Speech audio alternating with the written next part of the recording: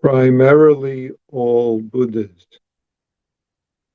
Primarily all Buddhas. So though we say rarely encountered, always encountered. Always encountered. So we spoke of last week beginner's mind a little bit. Beginner's mind is exactly this self-nature is no nature. But what keeps us from being this? The reason Dogen Zenji speaks of studying self, we could say, is to allow us to do what's then called for, which is forget self. What we really mean is forgetting the self-centered thought, feelings, stories that arises in this moment. No problem with them arising. But if we refuse to forget them by playing with them, holding on to them, justifying them, then, as Hakuin Zenji says, we wander away. Despite the fact that we're primarily all Buddhas, we forget how near the truth is and go wandering elsewhere looking for it. So, a fundamental aspect of practice is to notice the self-centeredness, not in order to keep track of it, not in order to fix it or justify, much less what most of us do is often then say, yeah, she did that to me, he did that to me, they are, I am, and not notice it, whether it's from this moment or this moment thinking about so-called 20 years resentment about our spouse or our children who didn't or should have. The fundamental effort that's required is to notice when this arises and all of a sudden beginner's mind is covered over with likes or dislikes. Notice that. That's the point, the importance, the necessity, the absolute necessity of making that effort to release what's never so, and yet what we make so. So we turn beginner's mind into, I know what should be, whether it's about so-called ourself or other people in the world that we encounter, that we think about. Sometimes you might discover, oh, I'm still angry about what she did 20 years ago, or what he did 30 years ago.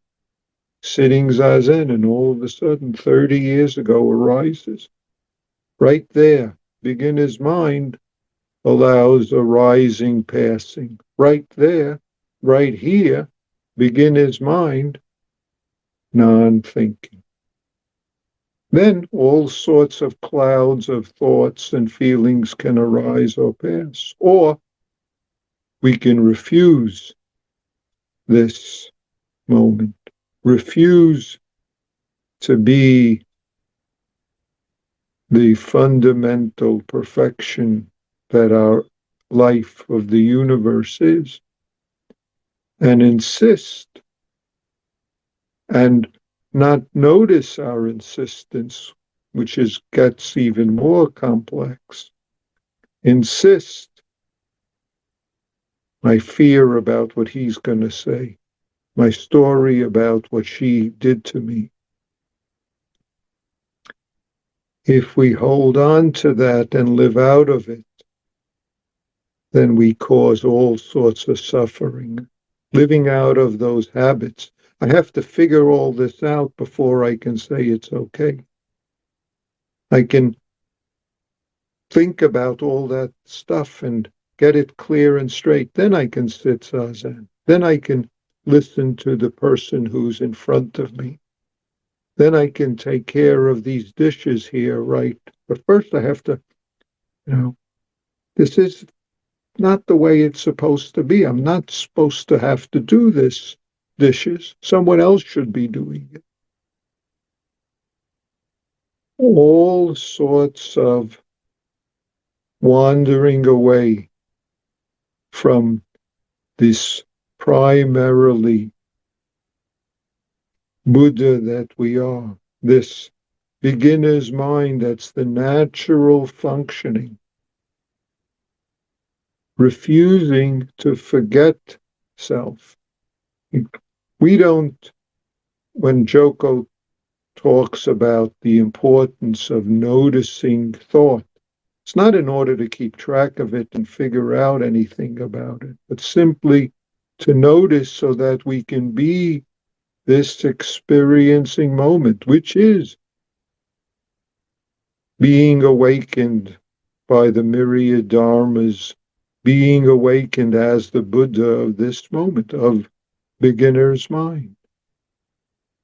Then we can testify that self-nature is no nature. See, no nature means everything can arise and pass. Otherwise, self-nature becomes our story about the thoughts, who I am and who I'm not, and who they're not, and who they are. Sometimes we discover we're holding on to a story about what they did to me, as I said, 30 years ago, 40 years ago. What should have happened last year, last week. Doesn't matter when or where. See, when it arises in the midst of this beginner's mind, this beginner's body-mind universe, when it arises, then our skillful practice is to be this moment, and including taking care of where we're noticing, where we're holding on to, where we're spouting all sorts of things to ourselves and others about how they are, how she was, how he should be, how I am, or how I'm not. Unless we notice that, we can't testify in our functioning, in our life, in our being, that self-nature is no nature. Therefore, testify that this very moment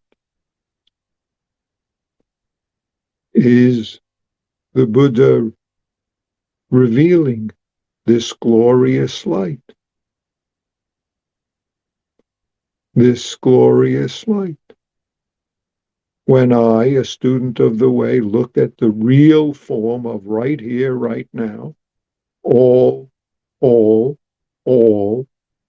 is the never-failing manifestation as our life, as my experiencing right now, including all the thoughts that come and go, if we don't cling to them, if we notice when we are, so that we could open the hand that's clinging to them. Bodily experience this moment, and therefore what my wife didn't do, what my children could have, should have done, what and you add on whoever, my co-workers, my boss, my parent, much less people who sit and chew on all the stories that they've read on the internet and the newspapers and wherever else over the last week that come up right now. When they come up right now, right there is the opportunity to cease wandering off from this fundamental Buddha that we are. Sentient beings are fundamentally all this manifestation of the glorious light, of the ordinary light of this moment, this breath. In one sense, nothing special to do.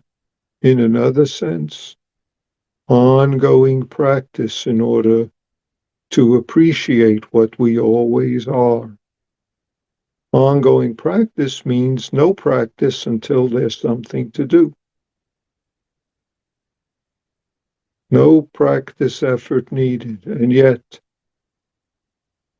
we cover over the experiencing, so we must make the effort to notice where, how we're covering, and then do what's skillful. Very many practices to do, and each of us